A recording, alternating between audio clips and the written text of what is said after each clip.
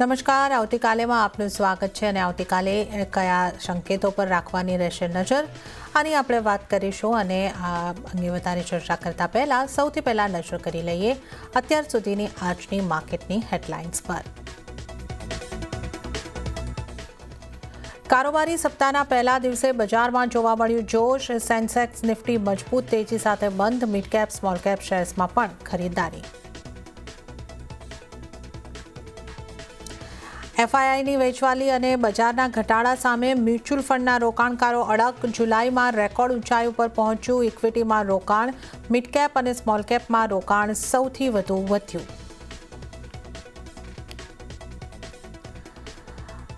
Minimum balance નક્કી કરવામાં રેગ્યુલેટરની નથી કોઈ ભૂમિકા। આરબીઆઈ ગવર્નર સંજય મલ્હોત્રાએ કહ્યું, બેંક પોતે નક્કી કરે છે મિનિમમ બેલેન્સ। અને ઓઇલ માર્કેટિંગ કંપનીઓને સરકારની મળી રાહત। એલપીજી સબસિડી માટે 30,000 કરોડનું મળશે વળતર। સમાચારના કારણે સ્ટોકમાં તેજી। ત્યારે આજની માર્કેટની સેશનની ઉપર નજર કરી લઈએ તો એક ઘટાડા સાથે શરૂઆત બાદ માર્કેટમાં આજે ખૂબ સારી રિકવરી આવતી જોવા મળી છે અને માર્કેટ આજે લગભગ દિવસના ઉપલા સ્તરોની આસપાસ બંધ થતા જોવા મળ્યા છે। નજર કરી લઈએ સેન્સેક્સ ઉપર 0.93% મજબૂતી સેન્સેક્સે દર્શાવી છે। 80,604 ઉપર ક્લોઝિંગ। નિફ્ટીની વાત કરીએ તો અહીંયા પણ લગભગ 0.91% મજબૂતી સાથે નિફ્ટીનું ક્લોઝિંગ। જે રીતે આપણે વાત કરીએ દિવસના ઉપલા સ્તરોની આસપાસ 24,585 ઉપર।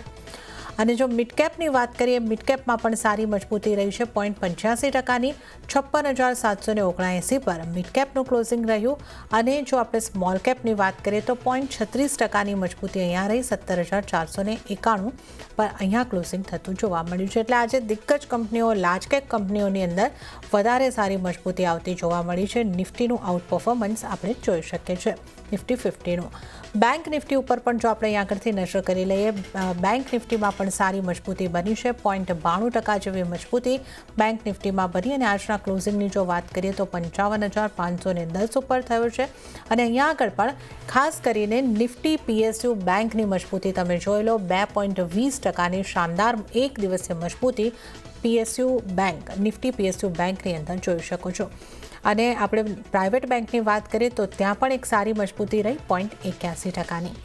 હવે આપણે નજર કરી લઈએ એડવાન્સ ડિક્લાઇન રેશિયો ઉપર જે પોઝિટિવ રહ્યો છે। 1,492 શેર એવા રહ્યા કે જે લીલા નિશાનમાં મજબૂતી સાથે બંધ થયા છે અને સામે 1,294 શેર્સ એવા રહ્યા કે જે લાલ નિશાનમાં દબાણ સાથે બંધ થતા જોવા મળ્યા છે।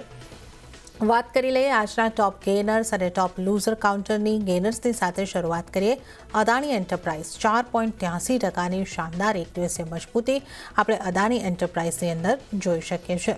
અને હવે આપણે નજર કરીએ ટાટા મોટર્સ ઉપર 3.16%ની મજબૂતી સાથે 653ના સ્તરો પર ટાટા મોટર્સનું પોઝિટિવિટી સાથે ક્લોઝિંગ।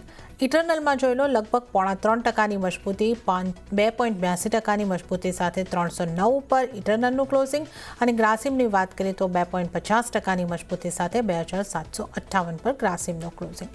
આ ઉપરાંત એપોલો હોસ્પિટલ એસબીઆઈ ટ્રેન્ટ અને જીઓ ફાઇનાન્શિયલ્સ એવા સ્ટોક રહ્યા કે જ્યાં 2 થી 2.5%ની મજબૂતી આજના દિવસમાં આપણે બધા જોઈ છે।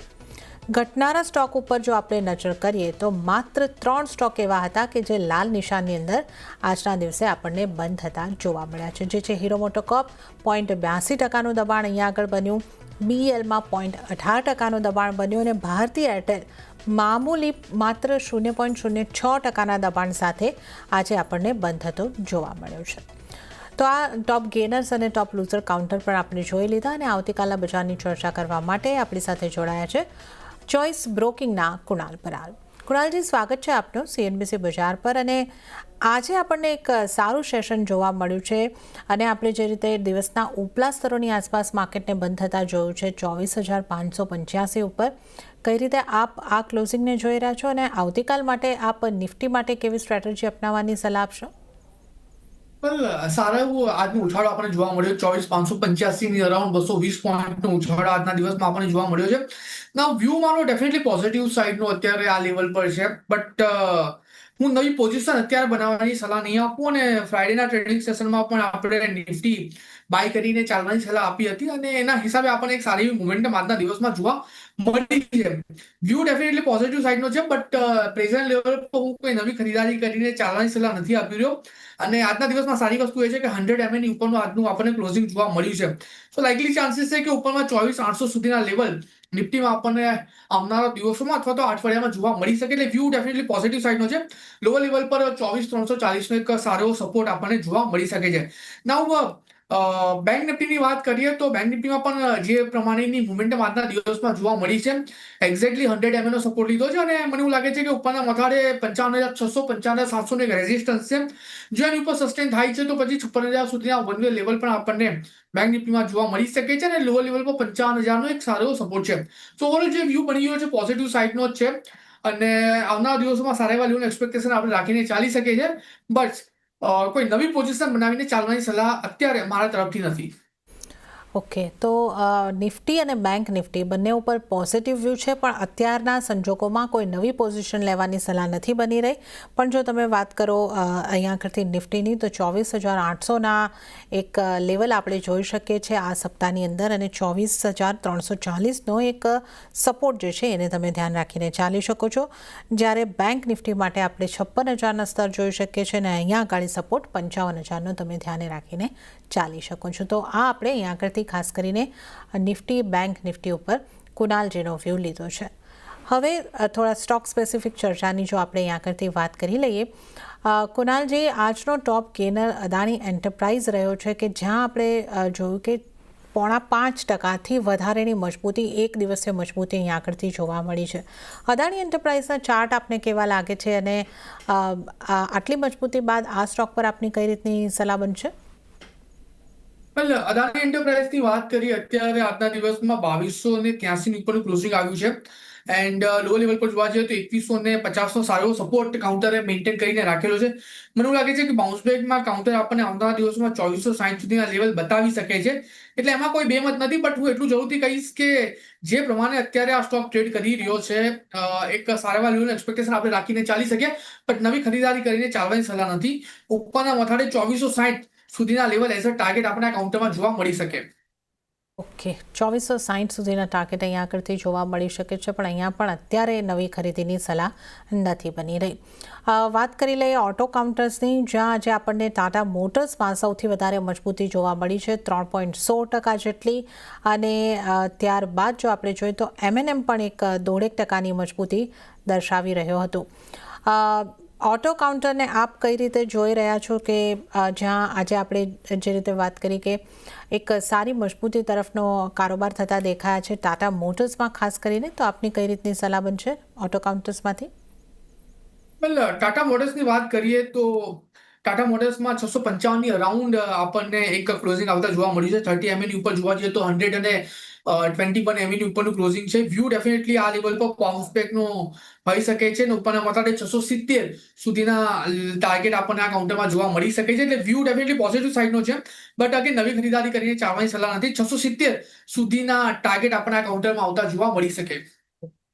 કે ટાટા મોટર્સ માટે 670 સુધીના ટાર્ગેટ આપણને આવતા જોવા મળી શકે છે. તો આ આપણે ટાટા મોટર્સની અહીંયા આગળથી વાત કરી, અને હવે બેંક્સની આપણે વાત કરી લઈએ, અને ત્યાં પણ શરૂઆત આપણે PSU બેંકથી કરીએ, કારણ કે PSU બેંકમાં આજે આપણને શાનદાર મજબૂતી જોવા મળી.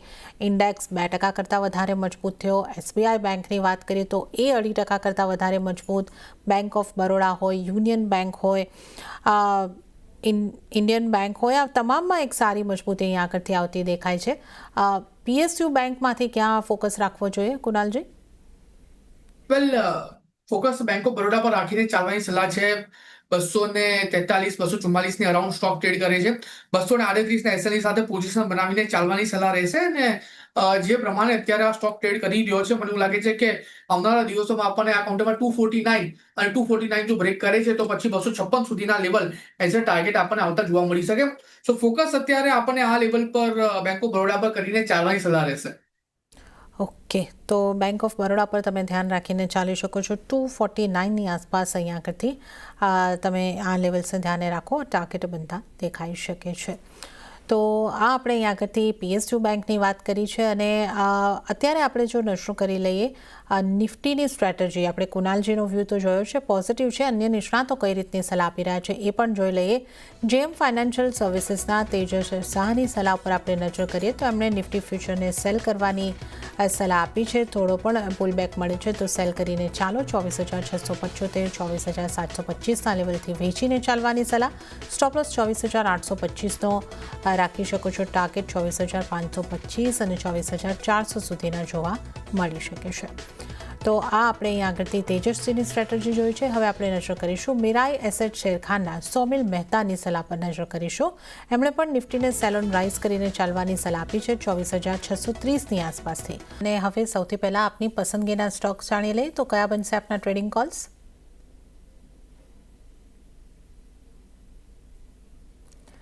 કુનાલજી સાથે આપણે ફરી વાત કરીએ. કુનાલજી, આપના ટ્રેડિંગ કોલ્સ કયા રહેશે? ટ્રેડિંગ કોલની વાત કરીએ તો એક સ્ટોક છે જેના પર અત્યારે ફોકસ કરીને ચાલવાની સલાહ છે એન્ડ સારી એવી મોમેન્ટમ આજના દિવસમાં જોવા મળી છે સ્ટોકમાં, કેમ કે જે પ્રમાણે અત્યારે સ્ટોક ટ્રેડ કરી રહ્યો છે, જે પ્રમાણે અત્યારે વ્યૂ બની રહ્યો છે, મને એવું લાગે છે એક્સ્ટ્રા માઇક્રો પર આ લેવલ પર ફોકસ કરીને ચાલવાની સલાહ છે. 996ની અરાઉન્ડ અત્યારે સ્ટોક ટ્રેડ કરી રહ્યો છે.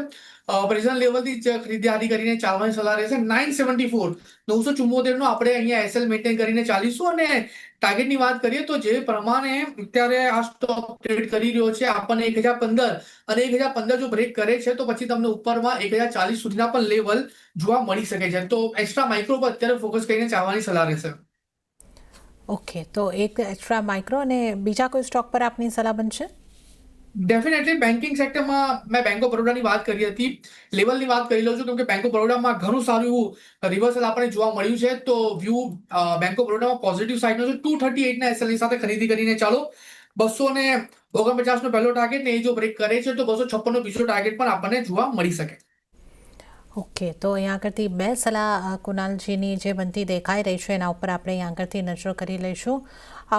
જે ખાસ અહીંયા આગળથી ટ્રેડિંગ કોલ્સ કુનાલજીના બની રહ્યા છે, એક્સ્ટ્રા માઇક્રોની ઉપર એક ખરીદારી કરવાની સલાહ છે. 1015થી લઈને 1040ના ટાર્ગેટ, 974નો સ્ટોપ લોસ અને આ ઉપરાંત એક બેંક ઓફ બરોડા ઉપર ખરીદારી કરવાની સલાહ બની રહી છે, જેના માટે 249નો તમારે લેવલ્સ ખાસ ધ્યાન રાખવાના રહેશે. 256 અને 249 અને 256ના ટાર્ગેટ બની શકે છે. 238નો સ્ટોપ લોસ ધ્યાને રાખીને ચાલો. તો આપણે કુનાલજીની પસંદગીના બે સ્ટોકની વાત કરીએ.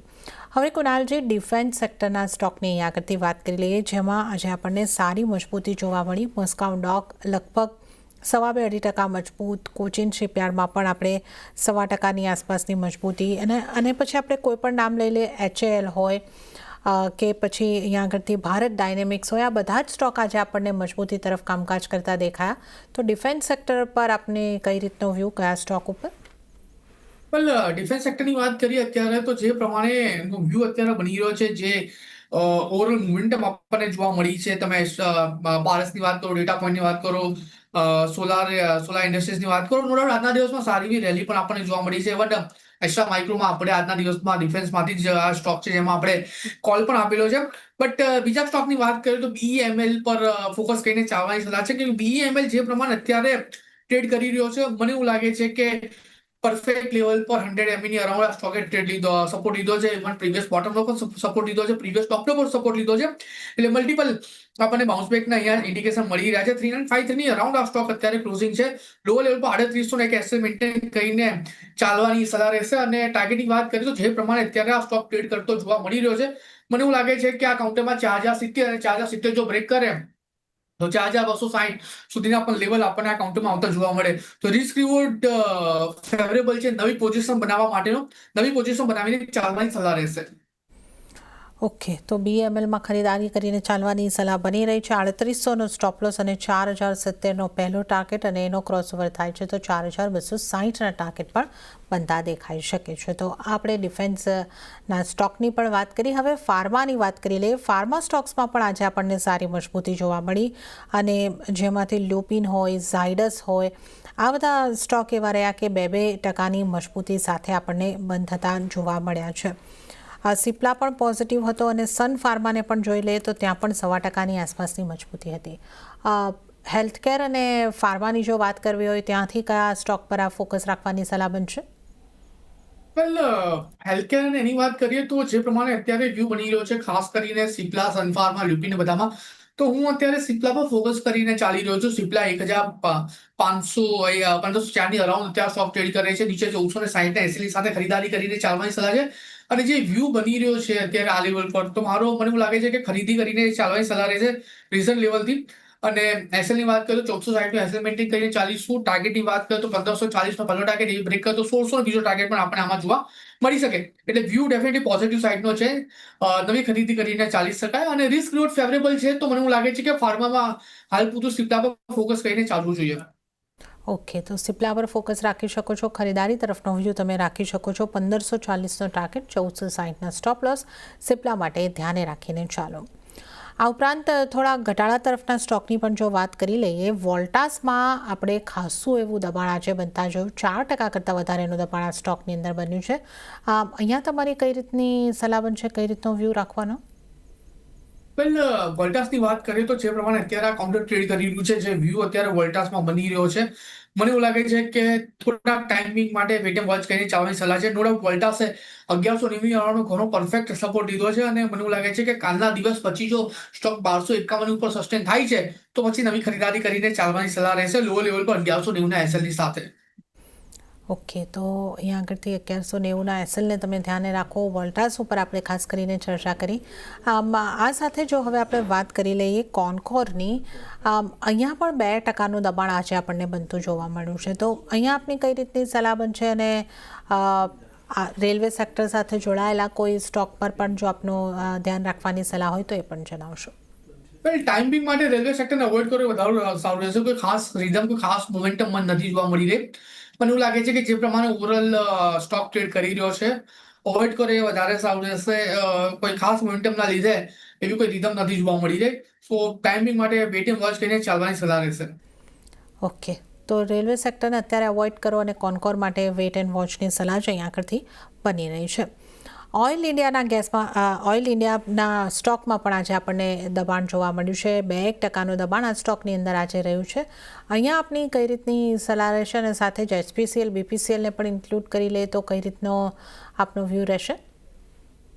એટલે ઓઇલ ઇન્ડિયાની વાત કરીએ તો જે પ્રમાણે અત્યારે આ સ્ટોક ટ્રેડ કરી રહ્યો છે, જે પ્રમાણે અત્યારે વ્યૂ બની રહ્યો છે, મને એવું લાગે છે કે 423 અરાઉન્ડ આ કાઉન્ટર છે અને મને નથી લાગતું ખાસ મોમેન્ટમ આપણને આ કાઉન્ટરમાં જોવા મળી શકે. એટલે અવોઇડ કરવું વધારે સારું રહેશે કેમ કે છેલ્લા ઘણા દિવસથી કાઉન્ટર એક રેન્જમાં મોમેન્ટમમાં ટ્રેડ કરી રહ્યો છે with stock support of 600 days moving average. But હા, સાઇડવેઝ છે એટલે કોઈ ખાસ સ્પાર્ક અત્યારે આ લેવલ પર નથી જોવા મળી રહ્યો. બટ હા, સામે જો પીએફસી અને આરઈસી ની વાત કરીએ તો પીએફસી આરઈસી સારા લાગી રહ્યા છે. પીએફસી ઉપરના મઠારે 420 ની ઉપર સસ્ટેન થાય તો ખરીદી કરીને ચાલવાની સલાહ રહેશે. અને આરઈસી ની વાત કરીએ તો આરઈસી જો ઉપરના મઠારે 390 ની ઉપર સસ્ટેન થાય તો પછી મને એવું લાગે છે કે એમાં સારો સ્પાર્ક આપણને આવતો જોવા મળી શકે. ઓકે, તો પીએફસી આરઈસીમાં એક કન્ડિશનલ બાય કહી શકીએ છીએ. પીએફસી માટે 420ના સ્તર ક્રોસ થાય તો બાય અને આરઈસી માટે 390ના સ્તર ક્રોસ થયા બાદ બાઇંગ કરીને ચાલવાની સલાહ અહીં આગળથી મળી રહી છે. ઓઇલ ઇન્ડિયાને અવોઇડ કરીને ચાલો. તો આ એક આપણે અહીં આગળથી ઓવરઓલ ચર્ચા ખાસ કરીને કરી છે. હવે આજે આપણે જો વાત કરીએ પેટીએમના સ્ટોકની, અહીંયા એક 5-5.5%ની ઉછાળો આપણને જોવા મળ્યો છે, મજબૂતી જોવા મળી છે. પેટીએમના ચાર્ટ આપને કેવા લાગે છે અને અહીંયા તમારો કઈ રીતનો વ્યૂ રહેશે? મંતવ્ય પૂરેપૂરો પોઝિટિવ સાઇડનો જ છે. ખરીદી કરીને ચાલવાની સલાહ રહેશે. લોઅર લેવલ પર એસએલ જે આવે છે 1030 નો આવે છે. એસએલ થોડોક મોટો આવે છે બટ ટાર્ગેટ પણ આપણને એટલા જ મોટા જોવા મળી શકે છે. કાઉન્ટર 1122 ની અરાઉન્ડ ટ્રેડ કરે છે. 1030 નો એસએલ મેન્ટેન કરો. ટાર્ગેટ 1200 અને 1200 જો બ્રેક કરે તો 1360 સુધીના ટાર્ગેટ, અલ્ટિમેટ ટાર્ગેટ આપણને આમાં જોવા મળી શકે.